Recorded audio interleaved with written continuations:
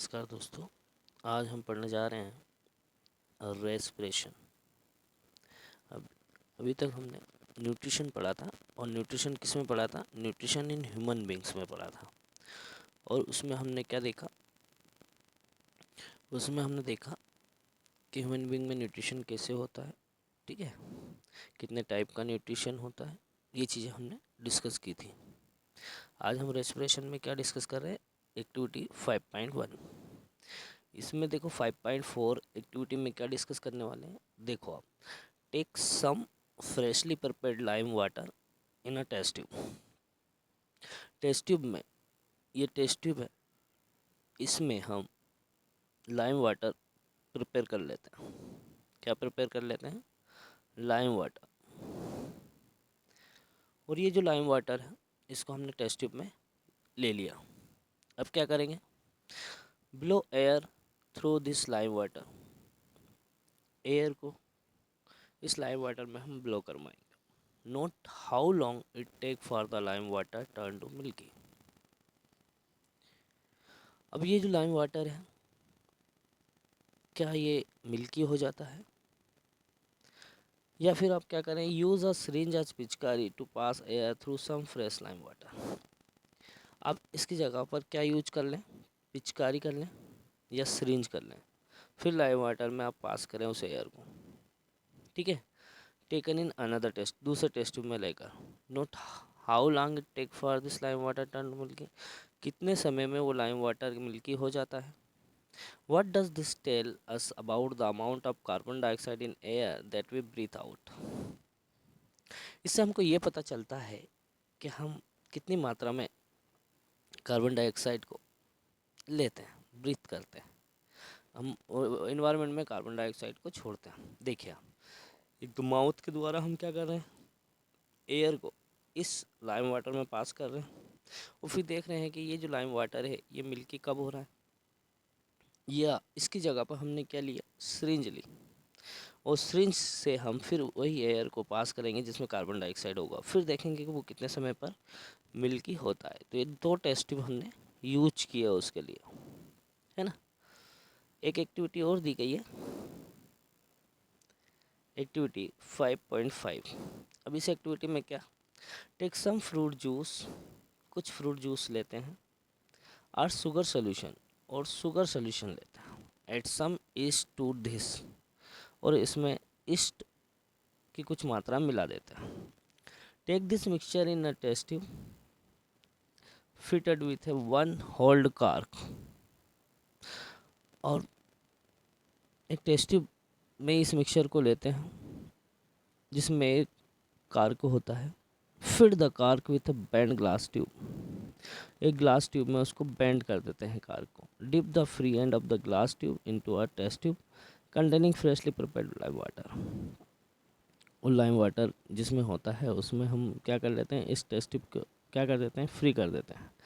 What change is observed in the lime water and how long does it take for this change occur? अब वो lime water कितने समय में क्या होता है? मिल्क में कन्वर्ट हो जाता है। What does this tell us about the product of fermentation? इसमें हमको फर्मेंटेशन का पता चलता है कि एथेनॉल कैसे फॉर्म होता है, क्या होता है, वो चीज़ें यहाँ पर इस एक्टिविटी में दी गई थी, है ना। तो दो एक्टिविटी है। अब देखो इसमें क्या है। We have discussed nutrition in organism in the last section. हमने लास्ट सेक्शन में क्या देखा? ऑर्गेनिज्म में न्यूट्रिशन कैसे होता है। The food material taken in during the process of nutrition is used in cell to provide energy for various life process. देखो, food material हम लेते हैं न्यूट्रिशन के दौरान, ठीक है, पर जब वो फूड सेल्स में उसका यूज़ होता है किसके लिए? एनर्जी के लिए, for various life process. Energy उस फूड का यूज करके एनर्जी प्रोवाइड करती है, और वो एनर्जी हम हमारी लाइफ प्रोसेस में यूज करते हैं। Diverse organism do this in different way. Some use oxygen to break down glucose completely. कुछ ऑर्गेनिज्म जो रहते हैं ऑक्सीजन का यूज करते हैं जिससे ये ग्लूकोज को कम्प्लीटली ब्रेक डाउन कर दें, और ब्रेक डाउन करने के बाद कार्बन डाइऑक्साइड और वाटर में ब्रेक कर दें। Some use other pathway that do not involve oxygen. कुछ जो होते हैं दूसरा पाथवे यूज करते हैं जिसमें ऑक्सीजन का वो यूज़ नहीं करते हैं। ठीक है। In all cases in all cases the first step is the break down of glucose. पहले केसेस में, सभी केसेस की बात करें, चाहे कोई ऑक्सीजन यूज़ कर रहा हो या ना कर रहा हो, उसमें सबसे पहली स्टेप्स में क्या है, ग्लूकोज का यूज करते हैं। A 6 carbon molecule into a 3 carbon molecule called pyruvate। एक 6 कार्बन मॉलिक्यूल जो है जिसको हम क्या बोलते हैं, उसको हम क्या कहते हैं, ग्लूकोज कहते हैं। क्या है ये, ग्लूकोज है। किस 6 कार्बन मॉलिक्यूल है जैसे ग्लूकोज कहते हैं, और ये बना देता है 3 मोल किसके, पायरुवेट के। किसके बना देता है, पायरुवेट का बना देता है। ठीक है। This process takes place in the cytoplasm, और ये प्रोसेस जो होती है ना वो साइटोप्लाज्म होती है। कौन सी, ग्लाइकोलिसिस की। Further the pyruvate may be converted into ethanol and carbon dioxide.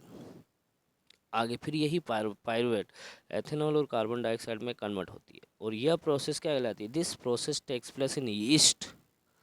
ये प्रोसेस ईस्ट में होती है ड्यूरिंग फर्मेंटेशन, फर्मेंटेशन के दौरान। Since the process takes place in the absence of air is called anaerobic respiration. जब respiration oxygen की absence में होता है तो उसको एनारोबिक रेस्पिरेशन कहते हैं, और इस कंडीशन में एथेनॉल और कार्बन डाइऑक्साइड फॉर्म होते हैं। Break down of pyruvate using oxygen takes place in mitochondria. और जब ऑक्सीजन का यूज करके पायरुवेट का ब्रेकडाउन होता है तो वो होता है mitochondria. This this process break up the 3 carbon pyruvate molecule to give 3 molecule of carbon dioxide. इस प्रोसेस में पायरुवेट ब्रेकडाउन होकर 3 मॉलिक्यूल ऑफ कार्बन डाइऑक्साइड देता है। The other product is water, और दूसरा प्रोडक्ट क्या बनता है, वाटर बनता है। Since this process takes place in the presence of oxygen, और यह प्रोसेस कहाँ होती है, ऑक्सीजन की प्रेजेंस में होती है। So it is called aerobic respiration. इसलिए हम इसको क्या कहते हैं, एरोबिक रेस्पिरेशन कहते हैं। The release of energy in this aerobic process is lot of greater than the anaerobic respiration. Aerobic respiration में जो एनर्जी होती है वो एनारोबिक के कंपैरिजन में बहुत ज़्यादा रिलीज होती है। Sometimes when there is a lack of oxygen, लेकिन कभी कभी क्या होता है, हमारी मसल्स में ऑक्सीजन की कमी हो जाती है, तो ये एक another pathway of the break down of pyruvate is taken. एक और पाथवे हो जाता है जिससे पायरुवेट क्या हो जाता है, ब्रेक डाउन हो जाता है। Here the pyruvate is converted into lactic acid which is also a 3 carbon molecule. Pyruvate एक और कंपाउंड फॉर्म कर देता है जिसे लैक्टिक एसिड कहते हैं, है ना। This buildup of lactic acid in our muscle during sudden activity cause cramps. कोई अचानक अगर हम एक्टिविटी करते हैं तो जिसके कारण ये लैक्टिक एसिड फॉर्म हो जाता है। देखिए आप, ये ग्लूकोज है, और ग्लूकोज जब अ, टूटता है तो ये पायरुवेट के 3 मॉलिक्यूल्स फॉर्म करता है, और कुछ मात्रा में एनर्जी, है ना। और ये प्रोसेस कहाँ होती है, साइटोप्लाज्म में होती है, और ये लगभग सभी ऑर्गेनिज्म में देखने को मिलती है। और इस प्रोसेस को ही कहते हैं ग्लाइकोलिसिस। क्या कहते हैं हम, ग्लाइकोलिसिस कहते हैं। ठीक है, जो साइटोप्लाज्म होती है। पर अब इस पायरुवेट का ब्रेकडाउन 3 तरीके से होता है। जब ऑक्सीजन की अब्सेंस में होता है किसमें, ईस्ट में, तब एथेनॉल, कार्बन डाइऑक्साइड और एनर्जी फॉर्म होती है। और ये जो एथेनॉल है ये कितने कार्बन मॉलिक्यूल है, 2 मॉलिक्यूल है। 2 मॉलिक्यूल कैसा, मतलब ये C2H5OH, ये एथेनॉल होगा। ठीक है। लेकिन अब सेकंड वन में लेक ऑफ ऑक्सीजन, जो हमारी मसल्स में अचानक सडन एक्टिविटी हो रही है तो जिसके कारण लैक्टिक एसिड फॉर्म होता है, इसमें 3 कार्बन मॉलिक्यूल्स फॉर्म होते हैं। ठीक है।